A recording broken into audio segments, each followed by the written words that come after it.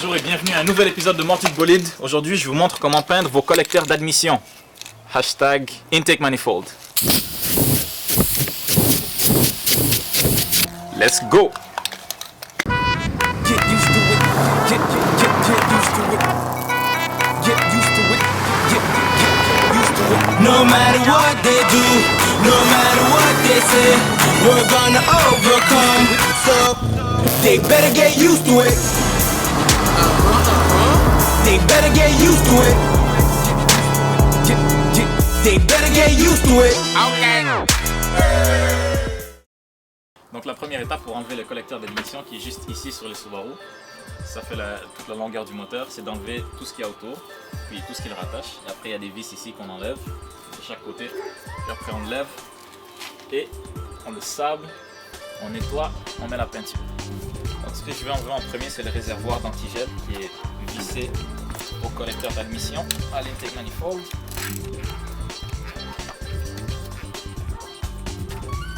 Quelques vis, quelques hoses, on enlève.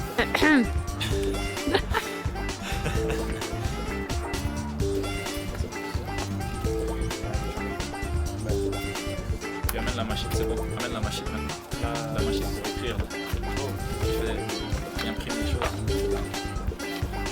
Réservoir d'antigel enlevé. Check. Check. Ça c'est le réservoir à power steering, servo direction. Il y a deux lignes qui s'en vont jusqu'au rack, à la crémaillère en français. Puis deux vis, ces deux vis là il faut les enlever pour qu'on puisse enlever le collecteur d'admission. Par la suite, 10 mm. On va enlever ça. Ça c'est pour le câble. Le câble de l'accélérateur. Le câble là il est coupé, il rentre à l'intérieur, tu tires.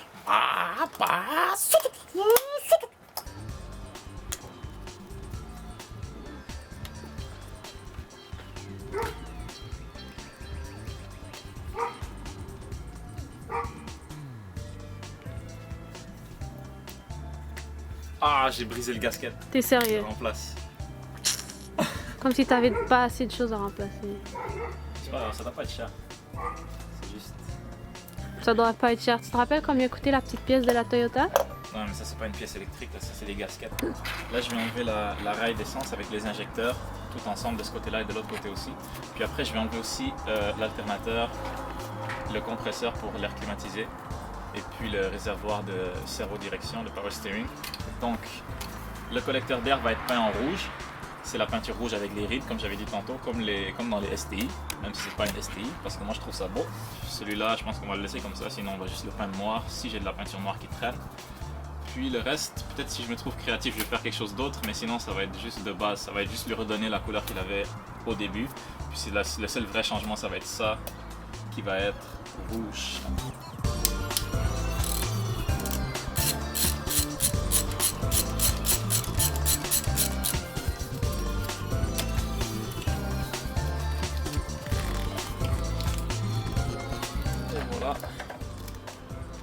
Les injecteurs sortent de leur maison.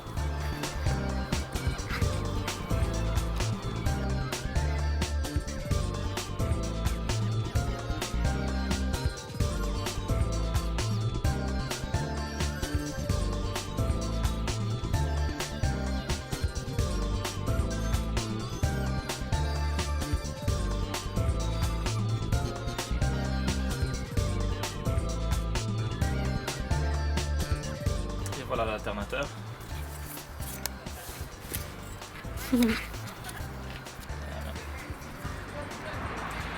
On dirait un Pokémon.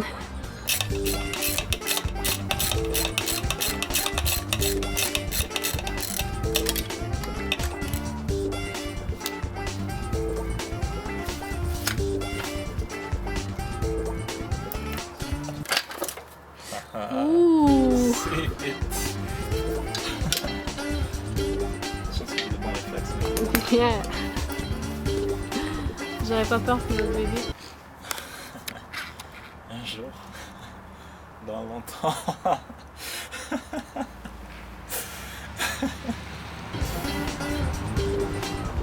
Pour enlever le collecteur d'admission, l'intake manifold, il y a aussi des vis qui sont en dessous. J'ai pas compris ce design-là de la part de Subaru, c'est vraiment stupide.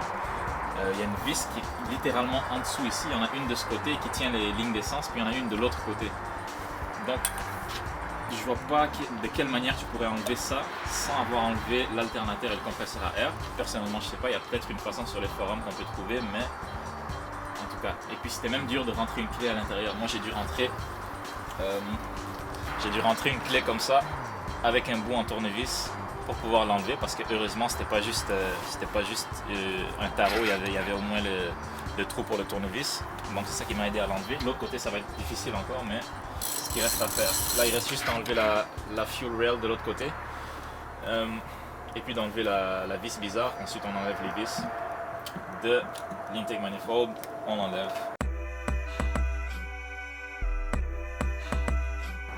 Et voilà, là j'ai enlevé les deux vis qui m'empêchaient d'enlever l'intake manifold au complet.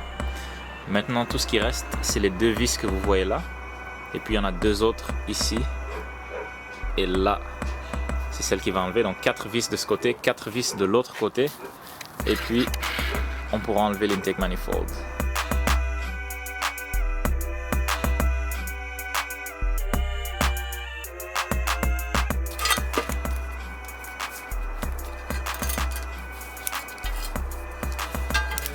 Voilà, on dirait une araignée. Et voilà, on a réussi à l'enlever finalement avant que j'aille me coucher. C'est ce que je voulais faire, je voulais l'enlever avant d'aller me coucher. Et puis on va continuer demain. Demain quand il y aura plus de soleil, on va commencer à filmer plus tôt. Puis on pourra commencer à préparer la pièce. Puis ensuite on va faire la peinture. Puis un petit update aussi que je vais donner, c'est que j'ai un problème avec ma caméra que j'ai eue, la caméra que j'utilise pour filmer en tout temps. Elle a eu un problème avec la bague de mise au point, le focus ring. Puis je l'ai envoyé en réparation de chez Best Buy jusqu'à chez Sony. Et ça fait 1 mois, je ne l'ai toujours pas reçu. Donc là, je suis obligé de filmer avec cette caméra-ci, qui est la première avec laquelle j'avais filmé le premier épisode de la MR2. Et j'aime pas vraiment cette caméra-là. Mais on fait avec ce qu'on a pour le moment. Ça fait longtemps que j'ai pas sorti d'épisode, donc il fallait que je fasse quelque chose.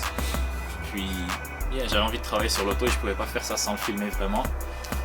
Donc pour le moment, on filme avec cette caméra-là, mais j'espère que bientôt ils vont me ramener ma caméra en bon état. Et on reprend demain. Donc salut guys, on est de retour le lendemain aujourd'hui dans le garage. Aujourd'hui il pleut, donc on ne peut pas travailler dehors. Puis ce qu'on va faire, on a réussi à enlever l'intake manifold. Il reste juste à la nettoyer avant de la peindre, parce qu'avant de mettre la peinture sur quelque chose, il faut toujours enlever la graisse, le sablé, comme ça la peinture peut accrocher dessus et puis ça ne va pas s'enlever à la première journée.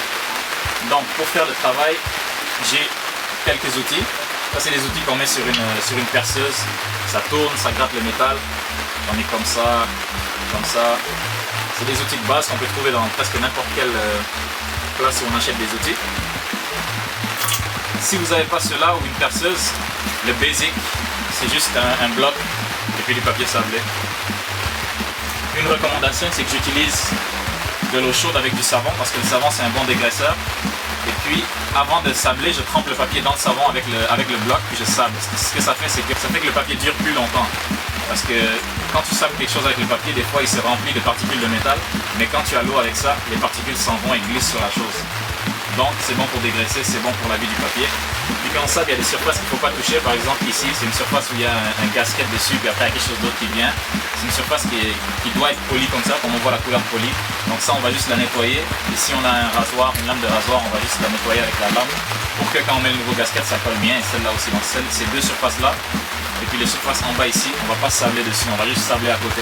Puis quand on va peindre, on va mettre du ruban adhésif dessus, juste pour les bloquer, pour qu'il n'y ait rien qui rentre. Donc je pense qu'avant d'utiliser ça, je vais utiliser le savon, comme ça ça va enlever toute la graisse qu'il y a là-dessus. Puis j'ai un produit aussi qu'on peut mettre dessus pour enlever la graisse, donc c'est ce qu'on va faire en premier. Donc ça c'est un dégraisseur pour moteur, un engine cleaner comme ils disent.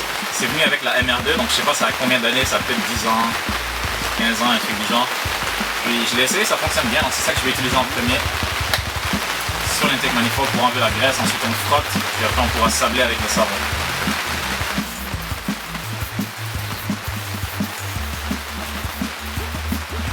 Ça fonctionne hein, quand même? Ouais, ça fonctionne bien. s'enlève vite. Yeah, c'est malade. Ça va beaucoup nous aider ça.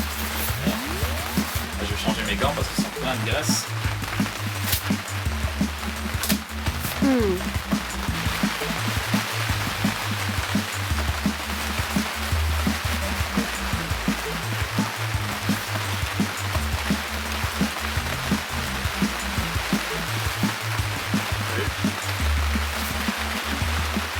J'essuie pour enlever toute la graisse qu'il y a au-dessus le plus possible.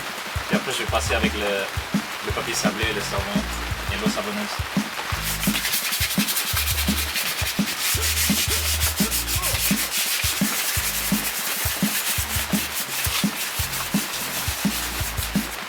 On a fini de sabler, ça fait quoi, un petit 30 minutes qu'on sable à 3. Puis le papier sablé est encore pas si pire que ça parce qu'on a utilisé l'eau. Si on n'avait pas utilisé d'eau, il serait peut-être déjà fini, plein de particules de métal. Pas si mal, une fois qu'on a nettoyé, c'est là qu'on va voir qu'est-ce qui est plus clair, les endroits sur lesquels on s'est plus concentré, là où il y a encore les saletés comme la crevasse ici. Là il va falloir qu'on mette plus d'attention, on l'avait manqué. Et on continue jusqu'à ce que ce soit le plus propre possible. Et après on peut penser à mettre la peinture ou quelque chose d'autre.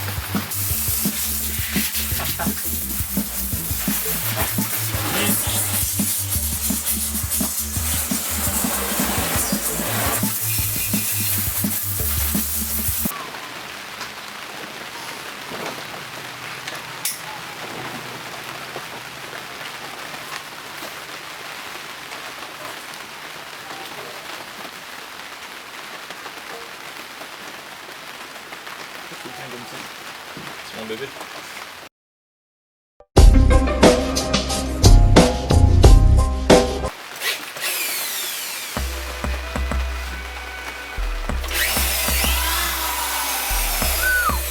Ça fait? Wow. Ça a tout nettoyé en 2 secondes là. Ouais, t'as vu ça? De côté.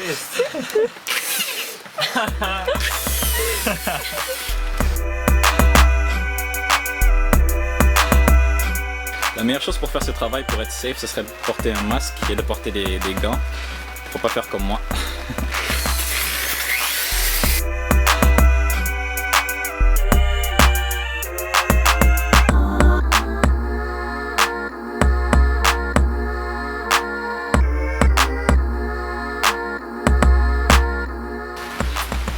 Voilà le produit final. Après qu'on l'ait nettoyé avec toutes les embouts que j'ai pour la perceuse. Voilà de quoi ça a l'air, on dirait que c'est neuf. Maintenant tout ce qui reste c'est de le nettoyer avec le produit que j'ai. C'est comme un peu de l'acétone, waxing grease remover, ça enlève la graisse sur la pièce. C'est la dernière étape avant d'appliquer la peinture. Puis la peinture doit être appliquée à une température d'environ 16 degrés. Donc on va allumer le chauffage dans le garage, comme ça va devenir chaud, on va mettre la pièce devant le chauffage. Une fois qu'on verra que la pièce est assez chaude, environ 16 degrés, on va commencer à peindre ça rouge. 3 couches, 5 minutes entre chaque. La première couche doit être verticale, non la première couche doit être horizontale et les 2 autres diagonales.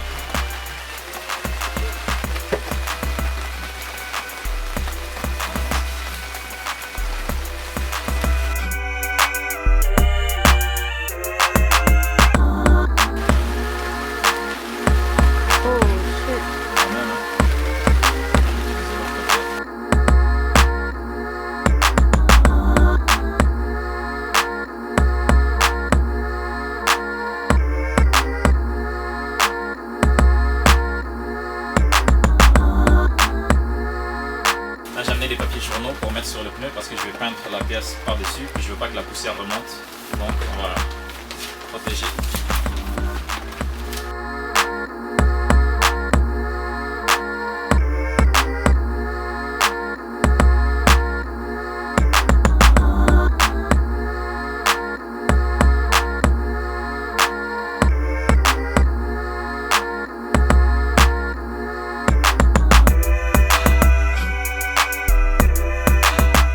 Du ruban adhésif comme celui-là. Si votre lame n'est pas aiguisée et vous voulez l'enlever plus vite, il y a une technique que j'ai découvert. Vous faites juste le gratter comme ça. Puis, vite fait, bien fait, ça se coupe exactement là où tu veux. Yeah. Tu veux? Yeah. déjà chaud, man. Déjà chaud. Donc là, on est rendu à l'étape de la peinture. L'intake manifold est assez chaud, le garage est assez chaud. Donc c'est une peinture qui va faire, comme j'avais dit, c'est un effet qui fait un effet plissé comme sur les intake manifold de STI. Puis la seule chose qu'il faut faire quand tu peins, c'est qu'il faut peindre, il faut mettre 3 couches. La première, il faut peindre horizontale, la deuxième verticale et la troisième en diagonale.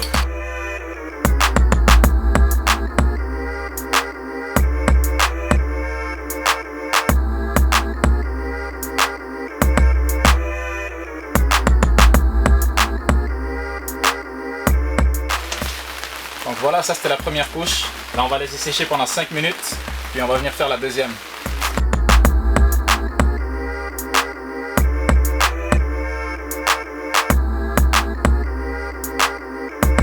Je viens juste de faire la troisième couche sur l'intake manifold. Là c'est en train de sécher.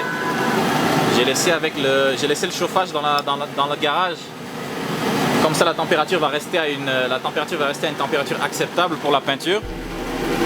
Pendant que ça sèche, là je dois donner 2 heures à la peinture pour qu'elle puisse durcir. Et puis une fois qu'elle est durcie, après les 2 heures, je peux la mettre au four pour 1 heure de temps.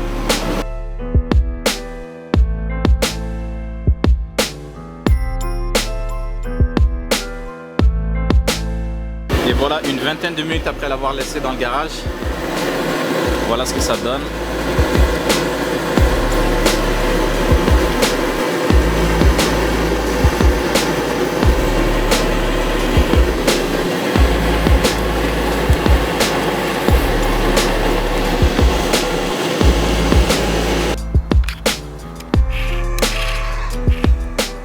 Salut les gars, là on est le lendemain matin, j'ai pas pu le mettre dans le four parce que le four est trop petit pour l'intake manifold et c'est trop gros pour rentrer à l'intérieur. Donc comme c'était pas une étape obligatoire, je l'ai juste laissé sécher durant la nuit. Là il reste encore 24 heures avant que ce soit complètement, la peinture soit complètement dure et que je puisse la reposer sur le moteur.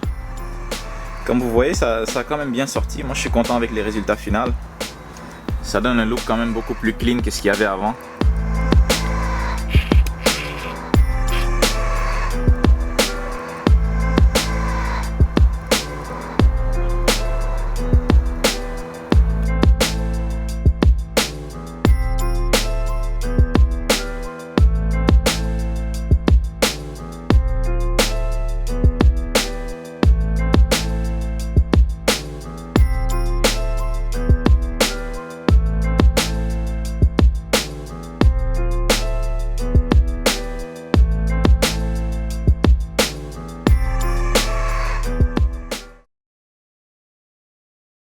Si tu veux.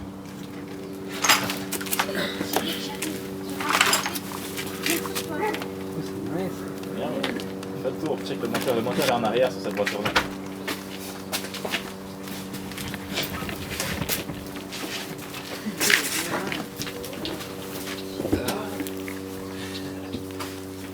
Tu vas sortir celle-là puis tu vas mettre l'autre? Non, l'autre il est pour ma Subaru bleu. Je l'ai prêté à un ami là. Mais si tu Et qu'est-ce que tu vas faire quoi avec? Elle, j'ai juste réparé le moteur, puis je l'ai modifié, mettre un plus gros turbo, puis ça va être puissant. Puis j'ai réparé toute la brouille, ça va faire la peinture. Et ça va être ma voiture d'été, la seconde ça va être ma voiture d'hiver.